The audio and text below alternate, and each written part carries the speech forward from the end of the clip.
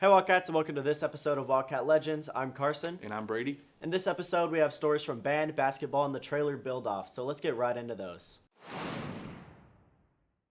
Hey Wildcats, today I'm here with Maddie. We're going to be talking with her a little bit about how basketball is going. So tell us a little bit about that. We started off a little rough, but we're getting better and better by each game. So when's your next game? We played Thursday, Friday, and Saturday England Rose, and it is a overnight tournament. So what's your favorite part of basketball? Like, what's the most exciting part this year? The most exciting part about it to me is getting to bond with my friends and just they're my family. All right, Wildcats, I think that'll be it for this interview. Thank you so much for doing this with us. Hey Wildcats, today we're also with Bo, going to be talking about a little bit of boys basketball. So tell us a little bit about that. Man, we have a really special group of guys that came back, and we also have a younger group of kids that once everything's clicked, it's going to be dangerous. So you think you have a pretty powerful team? Oh, yeah, for sure. Once we get the ball rolling, everything starts going, we're going to start on something. So how did you do? Did you have any previous games yet? And how did you do? Yes, we had a couple games, and I think we started off the season with the win. Wins and losses, I think should have a little bit more wins on our side, but we've taken tough losses, but I think it's going to click and we're going to start doing pretty good. So what's your position? Like, what's important about it? I play the 3, which is a shooting guard. And so my job is, there's really 3 of us that can handle the ball, is what we'd say. But my job is what it is literally named is I shoot the ball. I'm a shooting guard. So for the final question, when's your next game? We actually have a game tomorrow, Tuesday, and we play Mineola at home. All right, Wildcats, I think that'll be it for this interview. Thank you so much for doing this with us, Bill. Thank you. Hey, Wildcats, today we're here with Daniel, and we're going to be interviewing him a little bit about what's going on in the world of band. So do you have any concerts coming up? Yes, sir. We have one coming up Thursday.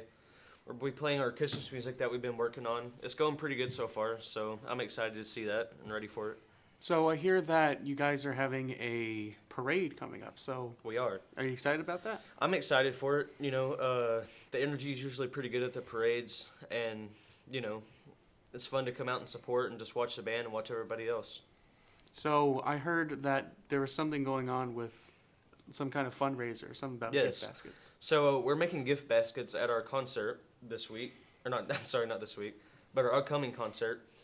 And there's different themes like movie night, outdoors, fishing, and you can bid on those gift baskets and win them.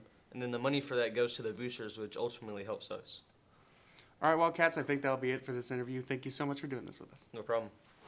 Hey Wildcats, it's Alexis, and I'm here today with Miss Braley to talk about Cosmo. So tell us a little bit about the Cosmo department at our school. So basically, it's getting you ready to take your practical exam and your written so that you can get your license by the end of your high school career. And a little birdie told me you were on your way to taking that test. Yeah. So what are the requirements for the test? For the written, you have to have 900 hours and learn we have like a little book, and it's like an exam prep book. So you have to pass all those, and you have to make a 70 on the test. And in order to get completely fully licensed, what other tests are there? There's another practical test, and that is for like actually hands-on stuff. So like perm rods, color application, color retouch. Okay, cool. How are you feeling? I am terrified. Terrified, why? I have test anxiety, so like I can't take tests well, but I know I'll pass the practical one. I believe in you too. Well, ladies and gentlemen, that's all the time we have today. Okay, so today we have our 6th annual Reigns FFA trailer build-off. And what that entails is a group of 4 students on each team gets a trailer kit. So the parts are already cut. Some need to be trimmed down to the right specification, but all the pieces are there for them to build a 10-foot trailer in 6 hours. and they will compete against 14 different teams today to win some awesome prizes. Okay, a part that makes this contest pretty tough is that they don't get to talk to their teachers. So through this 6 hours, they have to communicate with their team members and work through any problems that come up. It's not like being in the ag shop where when they don't remember one little thing of, hey, Mr. Fisher, how do I do this? They have to figure it out. So sometimes a simple thing will throw a team off because they'll worry about the little things, but they have to work through that and have some really good time management. Okay, so preparing for today, what I focus on the most is quality of welds. You know, they can make a great trailer, but if they're not good welds, it's not going to do well. So they've been in the booths welding every day, coming up to it. Now, also, we go over multiple times of how to square a trailer, how to make sure it is square, and do not do anything until it is square, because we need it to go down the road straight.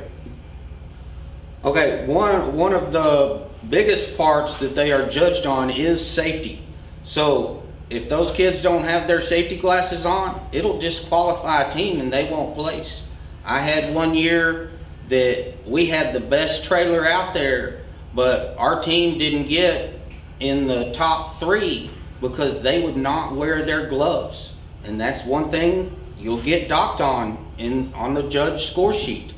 So if they are grinding, they need to have the face shield on. It's not if they want to, it's they've got to. With the generator welders running all day, it is a loud environment, so they need to have earplugs in.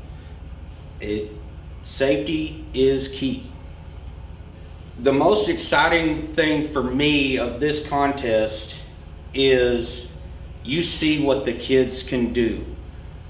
A lot of our contests that we go throughout the year, even though they are great contests, we go to them. I love to compete. Some of our what we call majors, people spend a lot of money on projects that shouldn't be spending as much. You know, they'll put a $30,000 paint job on a $10,000 trailer. But with this, everybody is building the same trailer out of the same material. It is what those kids do that day. Nobody can say these kids didn't do it. Okay, so for the team setup today, they have 4 students on each team, and each school can bring 2 teams. Now, only 3 schools here today brought 2 teams, but it is always a choice. Also, we have the cooking competition that they have a chance to get into. Now, this year, we only have 2 contestants in it. So they're both going to go home with some good prizes.